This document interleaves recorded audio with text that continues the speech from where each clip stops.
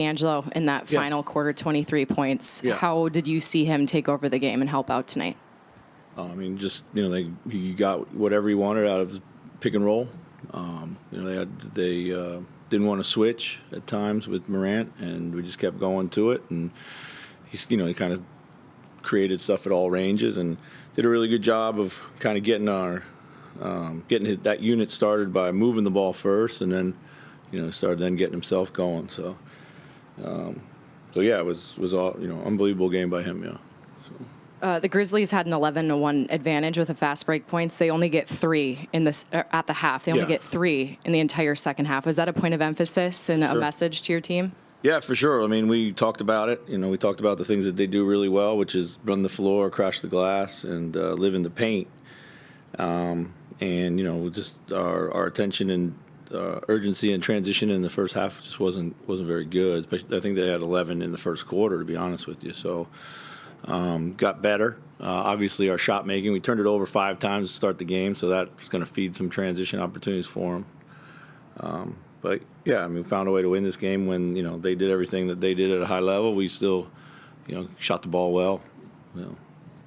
Hey, Chris, Anth goes 1 for 11, but the defense that he gave you, just what did you see of him finding other ways to influence positively? No, that's great. It's kind for us. He, he's really been good on the ball all year, and he took the challenge and he started denying Morant. Kind of took him a little bit out of the rhythm, and he took him a long time to get into the game, really. Came up with the big stop at the end and wasn't going to let him go anywhere that he wanted to go. So. And getting that performance from Malik as well, is that just big to kind of keep the offense coming when? Absolutely. He really responded.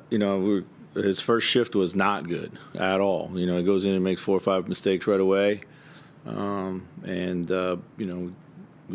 in there and was locked in and ready to go, So when he's like that, it's literally about concentration with some guys, and he's one of those guys. When he's locked in and concentrating, he plays at a high level. What element does it add to the offense when D'Lo is willing to go all the way to the rim? It's great. he's he's a really good finisher when he gets there. He kind of finishes in all kinds of different ways. And he's really good. Attacking drop coverages. We see so much of it. He's in the mid range a lot. It's very comfortable for him, but he has the ability to get even deeper. Tonight he was able to do that because they just kept dropping on him. So.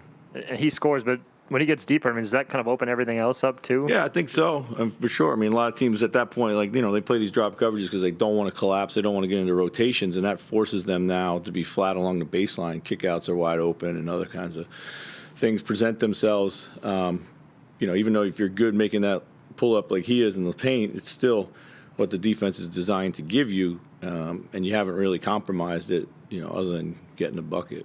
So. Did you almost want to celebrate each defensive rebound, or? Yeah, it was tough. They're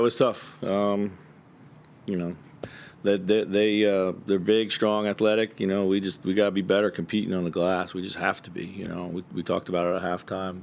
Just bad habits and don't hit first. And when you're not big enough, you got to hit first. We just got to be better at it. And then they got 9 points off free throw rebounds. That's inexcusable.